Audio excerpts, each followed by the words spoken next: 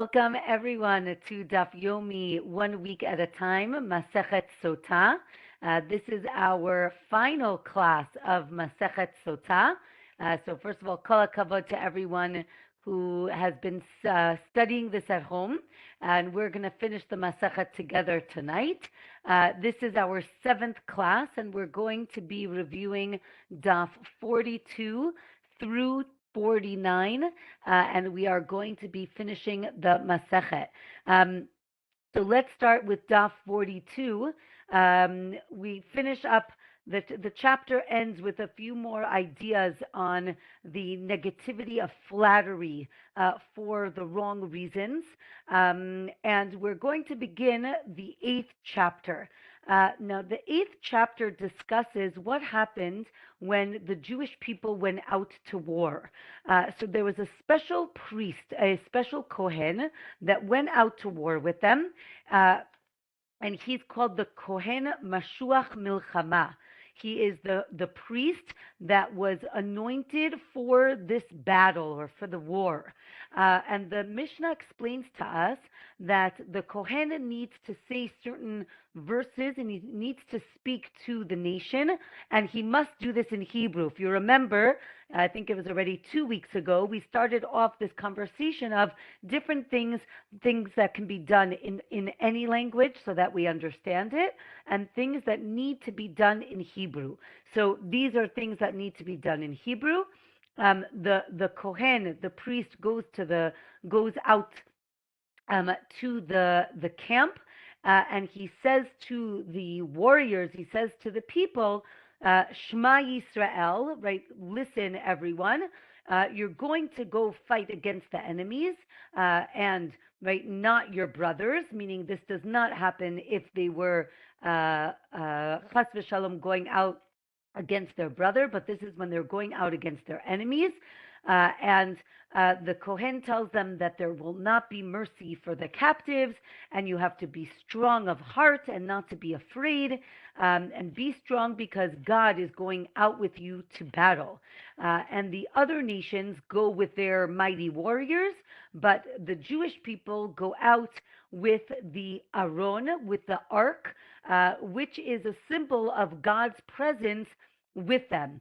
And a very famous line, right? He says, "Ki Hashem Elokechem haholech imachem lihilachem lachem." Right, and we actually say this line in the prayer for the well-being of the soldiers of Israel. We say it every Shabbat. And the pasuk is that God is going to go out with you to fight with you or for you. So recognize that you're going out to war, but God is with you. So the Gemara explains the Mishnah and says that this priest, this Kohen, is appointed specifically for this job. It is not the Kohen Gadol, it's not the high priest, but it is this particular job. And he says to them that, if you say Shema, right, the play on words of Shema Yisrael, that if you say Shema twice a day, then, you will be saved. Meaning, if you have an awareness of God in your life, then you will be saved. Now, the Gemara explains that actually the Kohen speaks to them twice. Once at the border, and he tells them whoever should turn back now. We're going to talk about this in a few minutes. And the second time he speaks to them is at the actual battlefield, where he says, "Don't be afraid, and God is going to be with you." And here we get into a whole discussion of the battle between the Philistines, the Plishtim, and the Jewish people in the time of David and Goliath. Right, Goliath is Goliath. Right, the giant. Goliath is a Philistine. So the Gemara tells us that the Plishtim, the Philistines, were led by Goliath, right? And he was very brazen against God, and he called for them to send down a man to fight him, and that was David.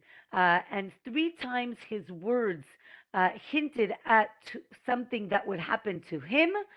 Talks about how, and the Gemara goes into details, how Goliath how Goliath harassed the Jewish people in the morning and at night for 40 days so that they couldn't say Shema.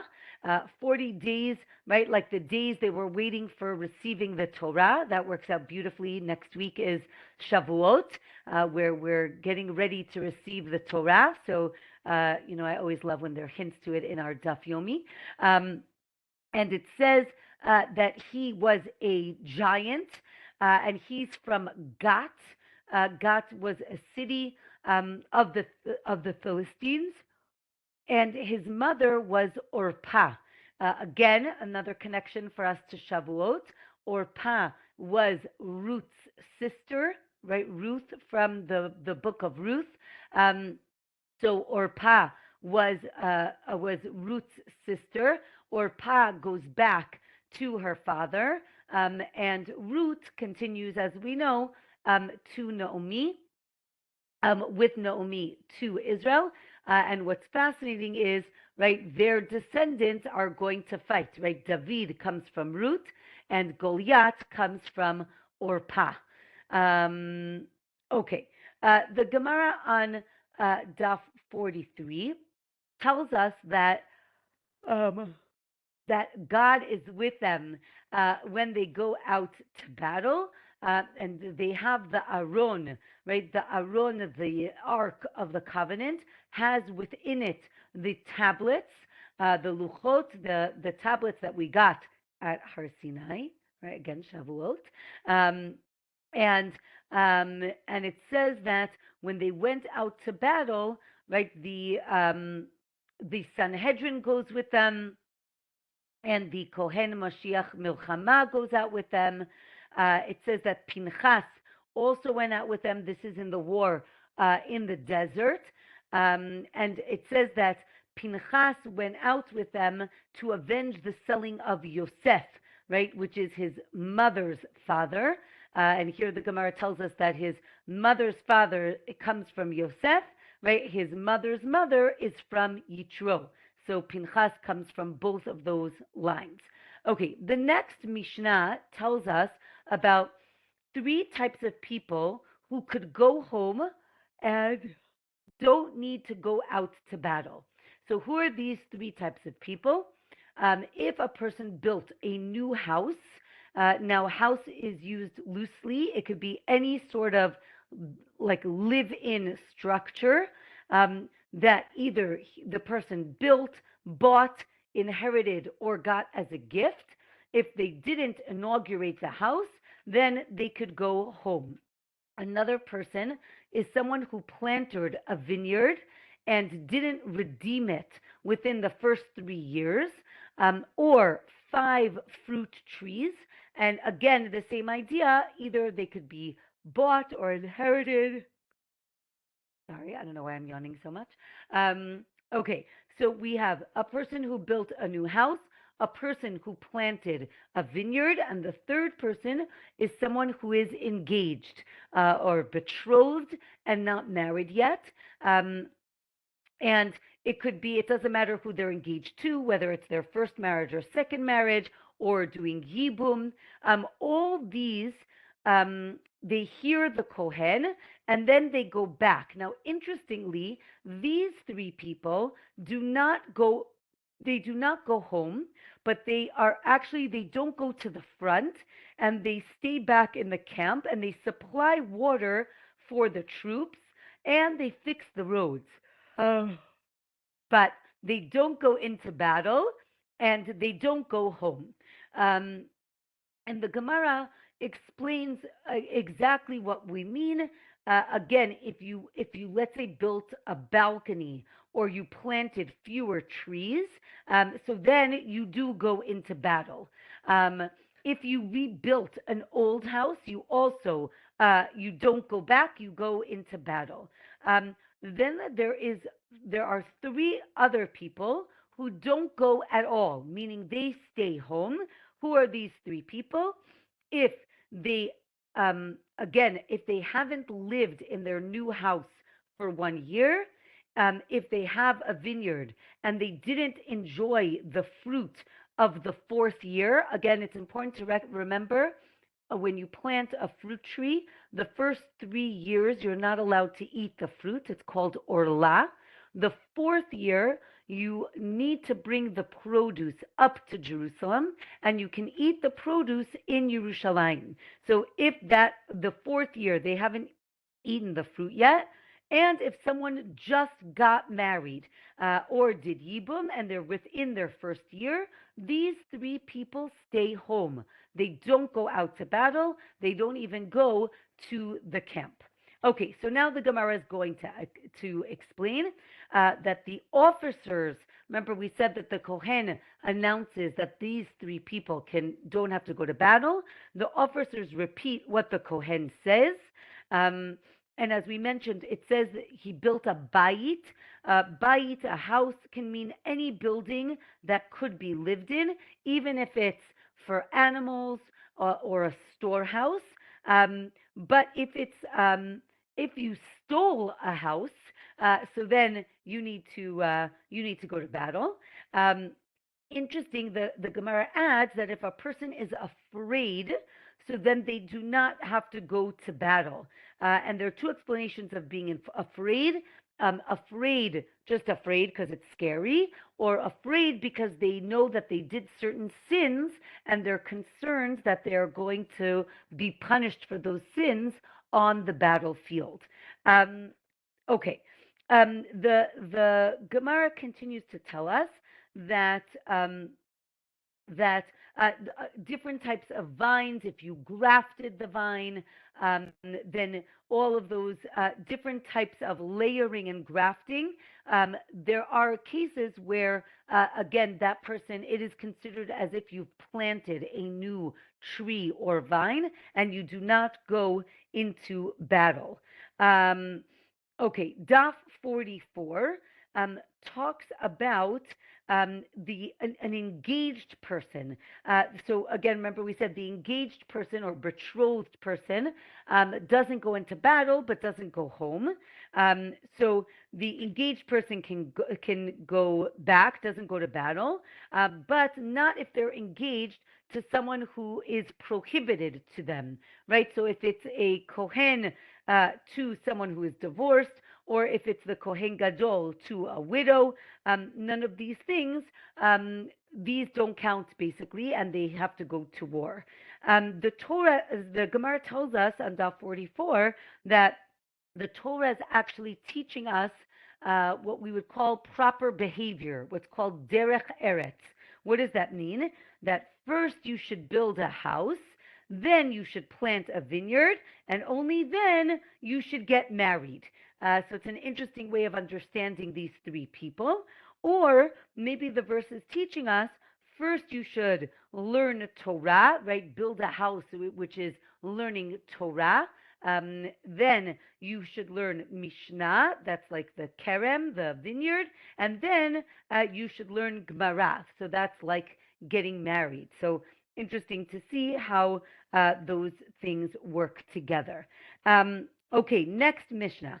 The Kohen continues, if you're afraid, so then you should go back. And the Mishnah uses the word rach levav.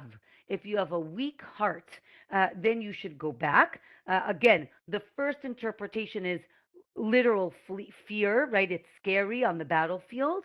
Or another opinion is, as I mentioned, afraid of sins that they did and that they might die. And what's a beautiful idea, the Mishnah tells us that we announce all these people, right? So the three other people plus the person who's afraid, and they all leave at the same time so that nobody knows why people are leaving, right? You could be leaving because you built a house. You could be leaving because you're engaged. It could be that you're leaving because you're afraid, but it's so no one will be embarrassed that they are afraid. Okay. As we mentioned, that there are officers. So the Mishnah tells us that there are officers who go in front to encourage them, but there are also officers who go in the back to prevent people from running away from the battle. Because again, they understood that if people start running away from the battle, this will cause people to fail, to get upset, to get scared even more, and they will lose the battle. Here now the Gemara discusses different types of war. We have three terms. We have what's called milchemet reshut, which means a war that is voluntary, and then we have another phrase, milchemet mitzvah. It's a commandment to go out, and then we have the concept of milchemet chova. It's obligatory for everybody to go out, and it says that if it's voluntary, so then those three groups of people can go home. If it's a mitzvah, then everyone needs to go. Or the Gemara says, the Mishnah says, maybe for if it's a mitzvah, you can go home, but if it's an obligation, a chovah, then everyone needs to stay. So the Gemara is going to explain this in a minute. That first of all, the Gemara tells us that everyone agrees that if someone is afraid of the battle, that they should go home, right? It's not good for morale for the troops, and that they should go home. And now we're going to define the terms that I mentioned before. What is a war that is obligatory? That was the war of Yehoshua, right? Of Joshua, of conquering Israel. Everyone needed to go. When David expanded the borders of Israel, that's what we call milchemet reshut. It was voluntary. Whoever wanted or could go should go. Whoever can't didn't need to. And if it's about minimizing enemies, that's a machloket, right? If it's about fighting the enemies and making sure that they stay in line, that would be a machloket, whether that's called a mitzvah or reshut, right? Or optional or voluntary. Okay, and with that, we finished the very short chapter of the 8th chapter. And now we're going to do the last chapter of Masechet Sotah. We are going to learn about a very, I'll say, curious ritual, which was called the Egla Arufah, or Egla Arufa, which is the calf that was decapitated. So the Mishnah is going to explain to us what happens, but basically in Dvarim, chapter 21, there's a discussion if they found a dead body in the, outside, I was going to say in the wild, but on the road, or they found it, not in a city, and they don't know who killed this person. So what happens? The judges need to come and measure from the body to the closest cities. And when they determine the closest city, then the elders of the city are going to take a calf and do this certain ritual. So here the Mishnah tells us that, as I mentioned, they have to say certain verses, and these verses must be said in Hebrew. So that's why we have it here as well. So the Mishnah tells us that we need 3 judges from the great court or the high court in Jerusalem, the Sanhedrin. They need to come to wherever they are, or if it's either 3 or 5. There's a machloket how many need to come. Also, the Mishnah explains to us that if they find a corpse under a pile of stones or hanging or floating on water, we do not do this ritual. Based on the verses in the book of Devarim, it's very clear that it needs to be on the ground, right, and open, not buried. So if it's that specific case, we do the ritual, and if not, we don't. And if the body is found close to a non-Jewish city, then we don't do the ritual because, again, there's no one there to take responsibility. And we'll discuss what this means in a minute. Okay, the Gemara tells us that. Again, based on a verse, it's either 3 or 5 judges. Daf 45 tells us that they have to measure which city is closest, even if it's very clear. Let's say there's only one city that's near and the rest of the cities are much further away. It doesn't matter. There's something about having to measure, so they have to measure. Another opinion here is that it's not 3 or 5 judges.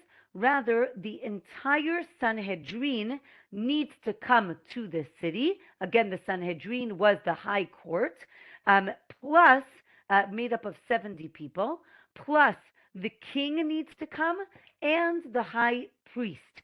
Meaning, so if you can understand, it's really a lot of people. One second.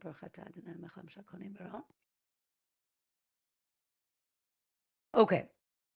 The Gemara now brings up another case, uh, we'll call it case, of something called in Hebrew Zaken Mamre.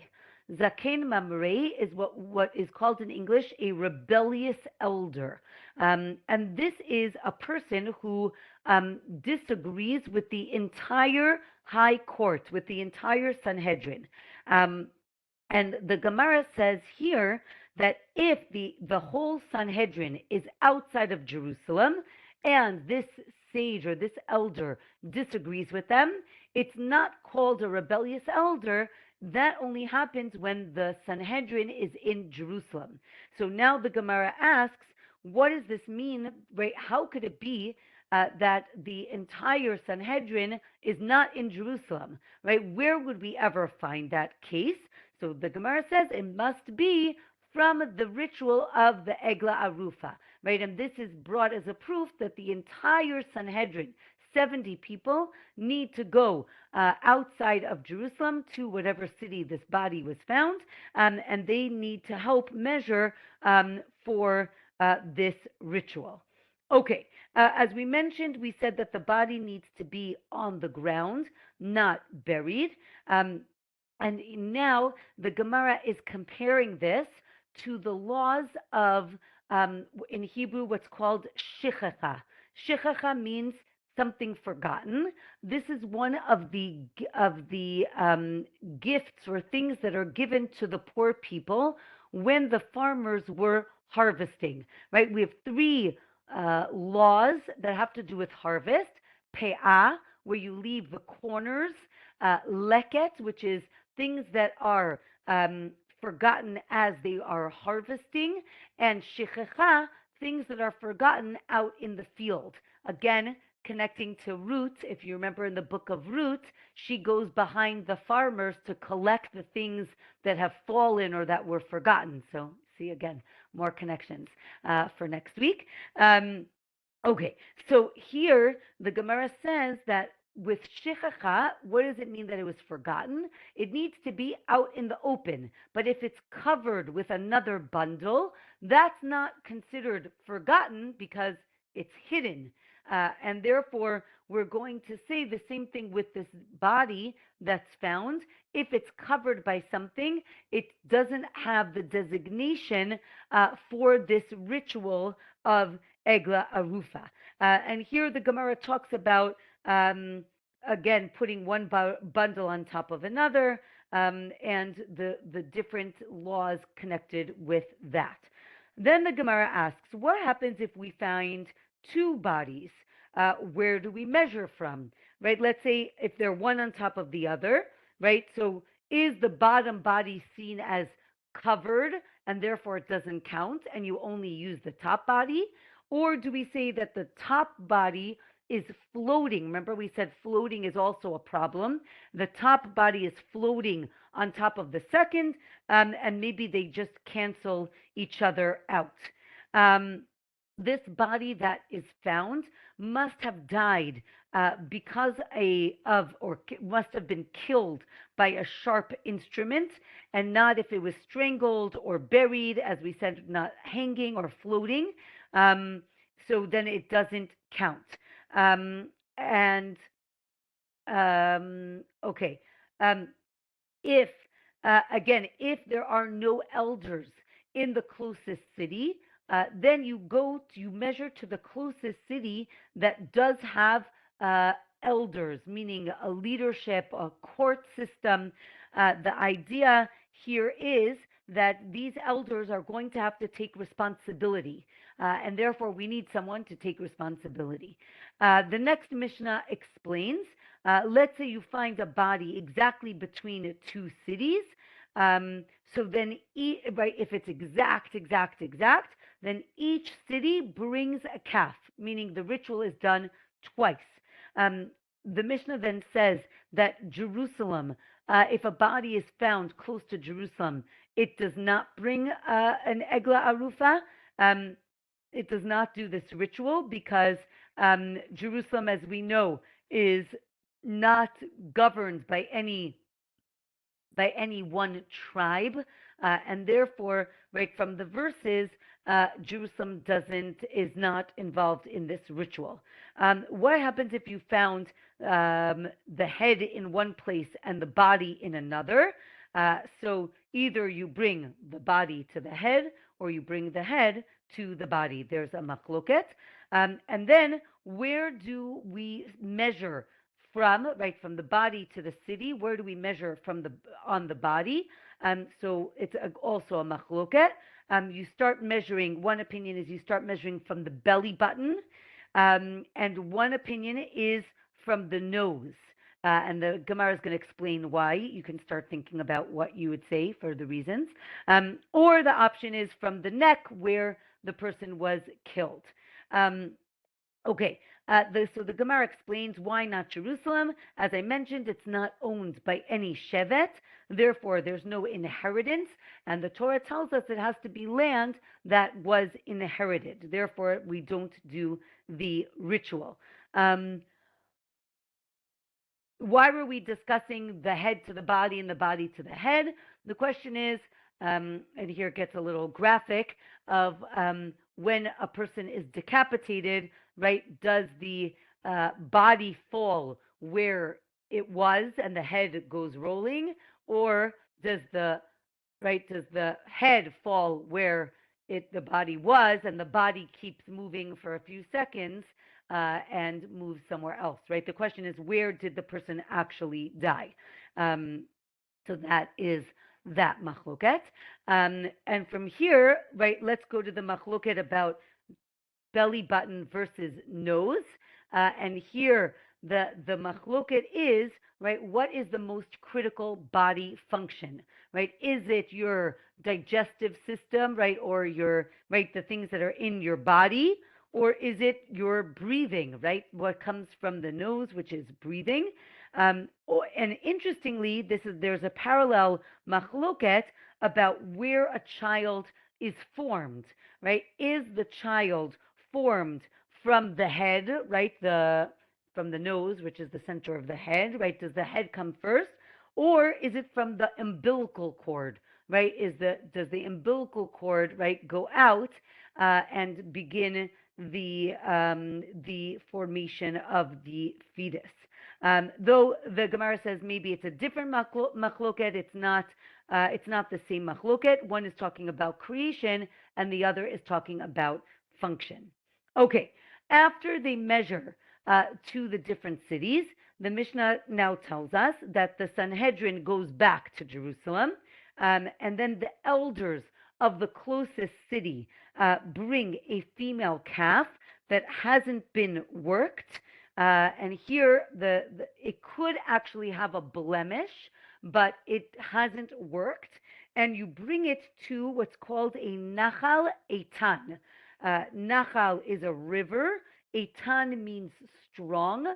So it could mean either a strong riverbed, meaning what we would call a wadi here in Israel, which is a dried up riverbed, or it could mean a a flowing river that never stops, right? A strong flow.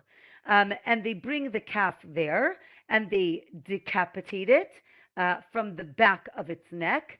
And the land where they do this ritual is not allowed to ever be worked. Um, but you could actually do some things on it, like combing flax or chiseling stones. We'll see why in the Gemara. And then the elders wash their hands, literally, but also figuratively, right? And then they say, our hands didn't spill this person's blood, meaning that they didn't send off this person, right? The assumption is that this person was a traveler and the person was a traveler, and the elders say, we sent him off in the proper way. We gave him food or drink, and it's not our responsibility. Basically, we did what we needed to do, and it's not our fault. Daf 46, the Kohanim recite verses that the elders will have atonement if they do this ritual. Okay, Zohar is asking if Nachal is a brook. Again, Nachal could mean, as I said, river, stream. It could mean any one of those things. It could also mean riverbed, right? So where there was a river, but doesn't necessarily have to be a river itself, like flowing at that moment. Okay, Daf 46, the Gemara actually compares the Egla Arufa, which is what we're talking about now, to the Para Aduma, right? If you remember the red heifer, you remember that we talked about this. The Para Aduma was a sacrifice. It was a red heifer that was taken outside of the temple to the Mount of Olives, to Har HaZeitim, and it was burnt there, and the ashes were used to purify people who were impure from a dead body. So that, and it's also a cow, right? Para aduma, it's a cow. And here we have a egla. Egla is a calf, a baby cow. So we're going to compare the two. So the para aduma, the red heifer, is not allowed to have any blemish because it's seen as a quasi sacrifice, even though it's done outside of the temple, whereas the egla arufa was not allowed to be worked, but could have a blemish. So we see that they're different, right? Neither of them could have worked, but one of them is allowed to have a blemish and the other is not. And then here the Gemara defines what is work, right? A bundle can't even rest on the para aduma, like you can't put anything on top of it. But for the egla arufa, you could put a bundle on it. That's not work, but it can't haul a load, right? If it moves, so then that would be considered working. So we said we take the calf. One opinion is, as I mentioned, a dry riverbed. And here we're going to use a lot of imagery, right? We take an animal that never had children, right, because it's a baby, and we bring it to land that never grew any produce, right, fruit, children. And this is going to atone for this murder, right, because the person who was killed will now never be able to have children, right, or more children, right? They'll never be able to produce more fruit, right? So fruit can either be children. Another option is it means mitzvot, right? The person who died, that they can no longer do any commandments, any mitzvot. As I said, the word Eitan, which is actually the name of my first child, my oldest is Eitan. So Eitan means strong, but it could also mean ancient. And we bring that, and the Gemara brings verses to prove that. And it says that the land can't have been planted before, or maybe it can not be planted after, right? And everyone agrees it cannot be planted after. Um, and from here, the Gemara tells us it's important to recognize that a person must be escorted out of the city. And if you escort someone, right, the Gemara brings examples in Tanakh that when you escort someone, you get a reward and it's unlimited. And if you're on the road unescorted, then you should learn Torah. That is what is going to protect you. Um, and you should escort your guest at least 4 amot, right? Take 4 steps out your door when you say goodbye to somebody. And the Gemara gives different distances that you need to escort a person based on how much honor you need to give them. And if you don't escort them, then it's as if you're shedding the person's blood, right? Again, this leads into a whole discussion about the fact that they didn't escort Elisha. If you remember, Elisha was right the student of Eliyahu, right? And he was not escorted, and because of that, it led to the death of 42 children. This is actually a pretty gruesome story of 2 bears who come out of the woods and eat these children because they made fun of him. But because he wasn't escorted, it ended very badly. Um, okay, then the Gemara tells us, since we're talking about Elisha, that actually, right, he actually solved the water problem of Yericho, and he was actually sick 3 times in his life based on the actions that he did. And here the Gemara tells us the story on Daf 47 of Elisha, who healed the king Ne'eman, who had tzaraat, who had leprosy, and he refused to take payment. But then his helper Gehazi said, "You know what? You can pay me. Don't worry, I'll give it to Elisha." But he doesn't, and Gehazi ends up getting tzaraat, and his 3 sons also get tzaraat. Okay, and from here, right, Elisha tries to get Gehazi to do tshuva, to repent for his sin, and Gehazi refuses because he said, I caused other people to sin, and if I cause other people to sin, so then I cannot do tshuva, I cannot repent. And from here, we get to stories of people who turn away students and they wouldn't let them return. And if you don't let them return, it ends up being very terrible. And this Gemara actually is very famous in what it doesn't say. It depends what Gemara you're learning from. But if you're using a regular Gemara, it just says Yoshua ben Prachia turned away his student, and it doesn't tell you who the student is.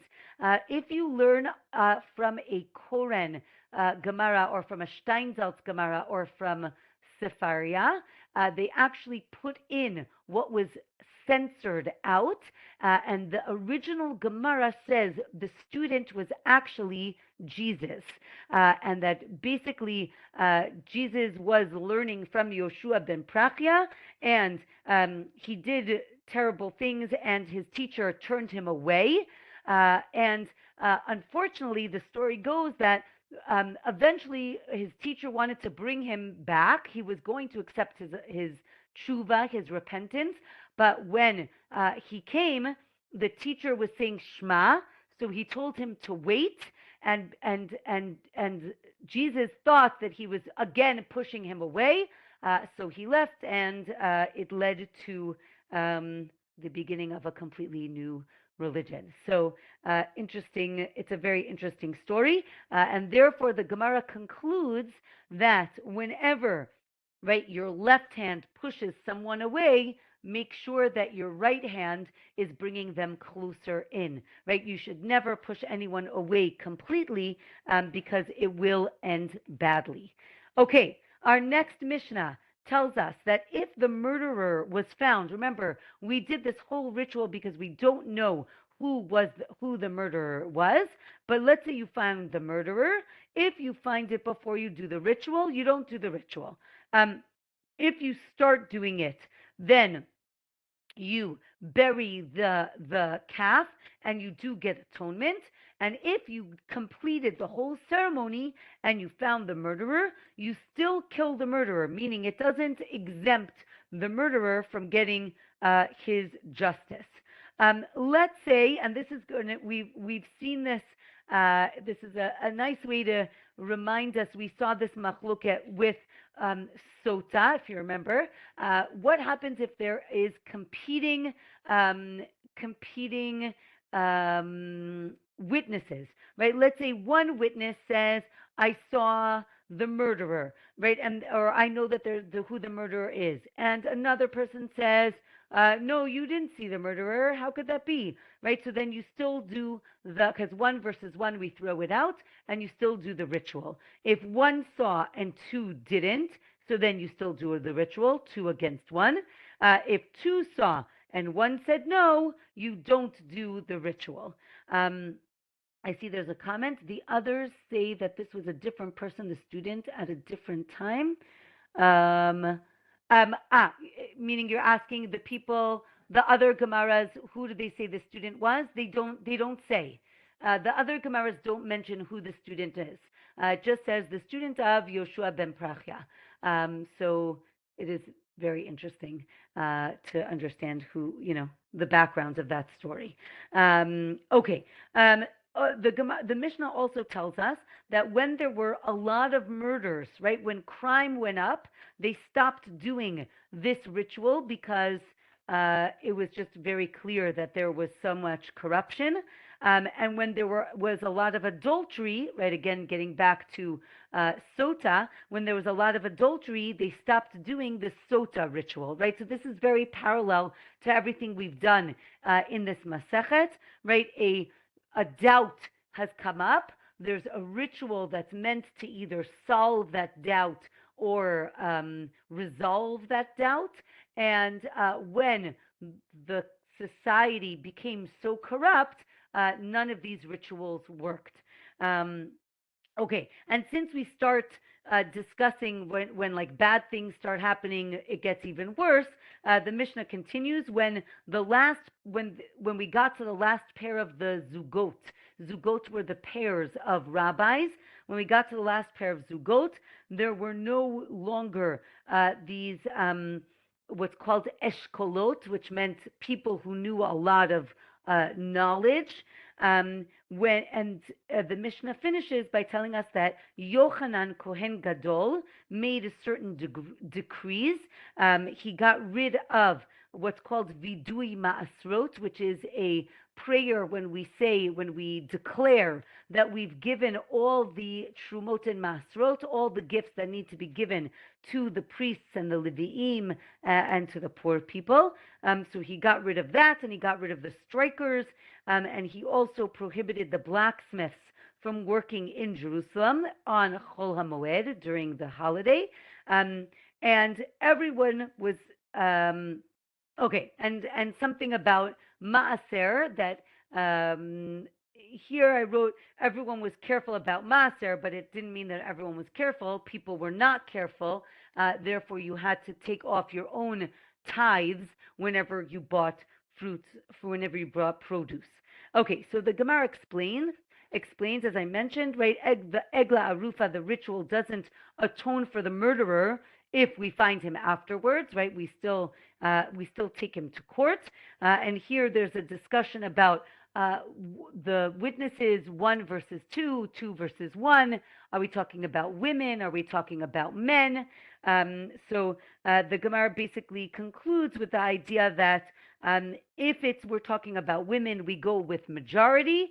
If we're talking about men, 2 is always going to win. And as I said, again, right, when there were a lot of murders going on, so there's really no doubt. We know that, why the person was killed. So then we don't do the ritual. So too, as we've mentioned earlier, that a man who isn't free of sin, the waters of the Sotah do not work. Remember, we said, yes, the waters check her, but remember, we said that if he is guilty of something, then the waters do not work. right? So you needed to be free of sin for the water to work. Um, from here, the Gemara goes into a long, long list of um, from when all these, either terrible things or bad things, from when all these bad things started happening, this is the consequence. So we'll go through a few of them, right? So when there was a lot of favoritism, in judgment, so then the courts became corrupt. When the courts became corrupt, it led to a lot of anger against Israel, right? And when that happened, the divine presence, the Shekhinah, left the people, right? And people didn't understand the difference between good and bad. When there was a lot of arrogance in the world, this led to less or decrease in Torah learning. And again, when bribery went up, so corruption went up. And then there was no good in the world, and then everybody did what they wanted. And we really get the sense of almost like a spiraling downwards of the Jewish community living in Israel, and things get really, really bad. Um, Okay, so we said that he got rid of the declaration of the Maasrot. So the question is why? One reason is because they weren't giving it to the proper people, right? Instead of giving it to the Leviim, they were giving it to the Kohanim, and that's why you don't say this declaration. But here, in the time of Yochanan Hagadol, he discovered that they actually were not separating tithes at all. And therefore, he said that when buying produce from a person who is not careful about the law, you must separate maaser. You must separate these things. And he also abolished the practice of harming animals so that it would be easier to slaughter them in the temple.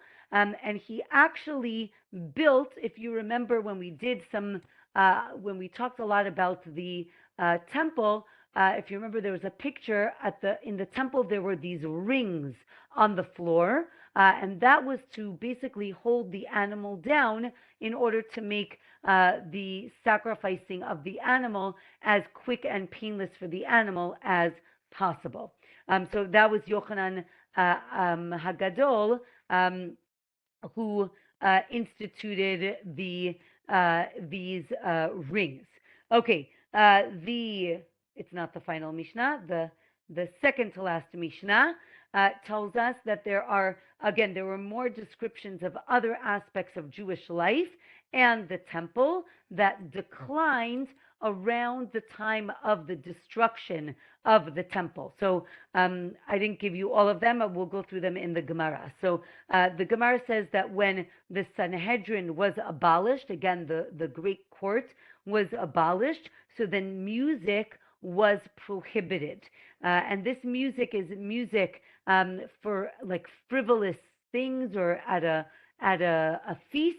But if the music is there for productivity, so then it was okay. Here, the Gemara has on Daf 48, I think like a famous idea that men and women should not sing together. This is where you get the concept of kol isha. I mean, we have it in another sugya, but here it's also the idea that men and women shouldn't sing together. It leads to frivolous behavior, which leads to inappropriate behavior. Okay. It also says that when David and Shlomo died, so then the Urim Vetumim, the breastplate of the high priest, stopped working, right? Or maybe it stopped working from the end, the last priests, the last prophets, which were Haggai, Zechariah, and Melachi.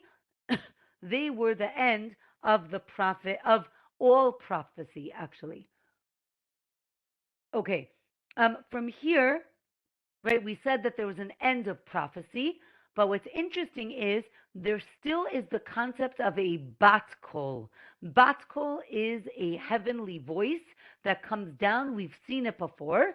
The Gemara mentions two stories of rabbis that were gathered in the attic. It seems that the attic was like either a secret meeting place or a private meeting place where a bat call came out and said, one of you is really worthy to be a prophet, but because your generation is not, doesn't merit having a prophet, so then you're not going to get prophecy. So this was mentioned about Hillel, right? Very famous Hillel Hazaken, and Shimon HaKatan. Shimon HaKatan was actually the sage that wrote the 19th blessing of the Shmona Esrei, of the Amidah, Lamalshinim.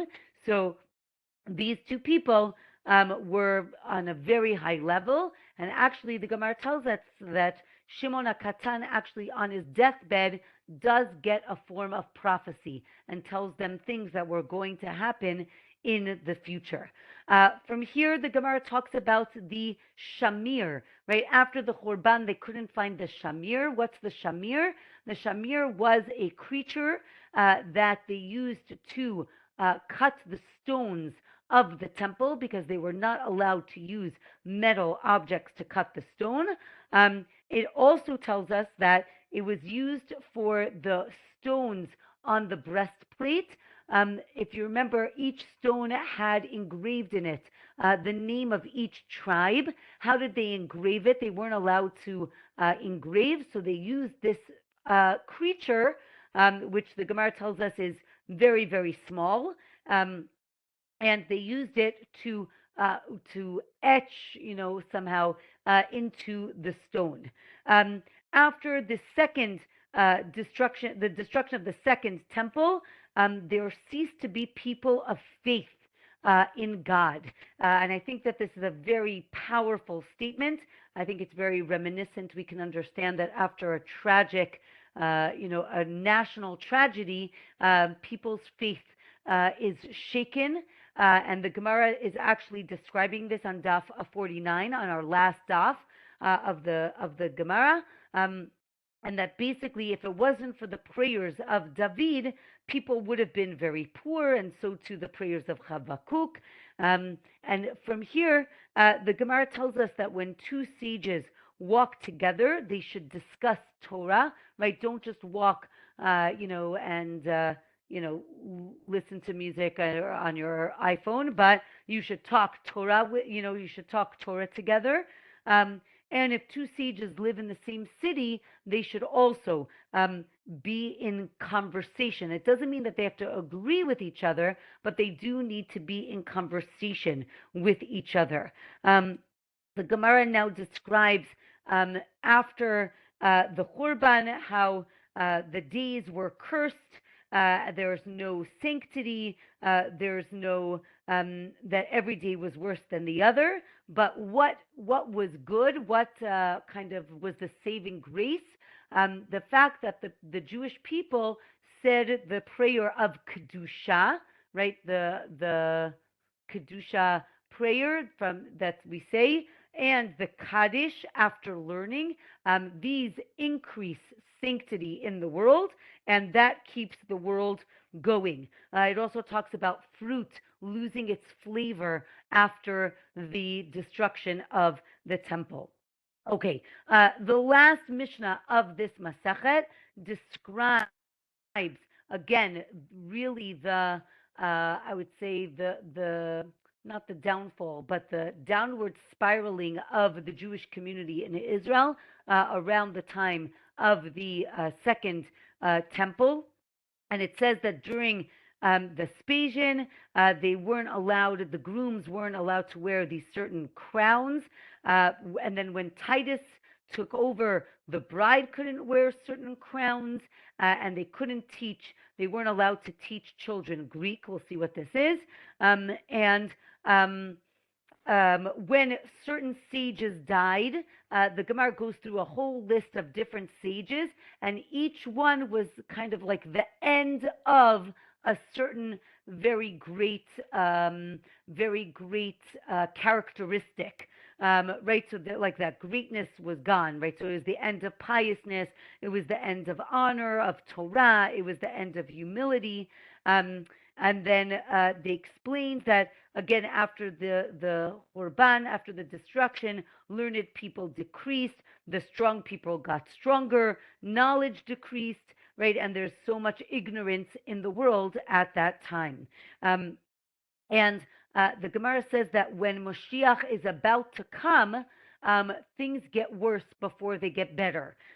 So there's the prices go up, the immorality goes up. There's no fear of truth. There's no fear of sin. There's no truth. The youth shame the elders. I think that it's interesting to look at when things are really bad. We say, oh, it must be because Mashiach is coming, right? It can't. I mean, we don't say it can't get worse because don't ever say that, but it's not a good idea. What does it mean that you cannot teach Greek? And here it's called in the Mishnah. It said you cannot teach them chokhmah yivanit, what we would call Greek wisdom.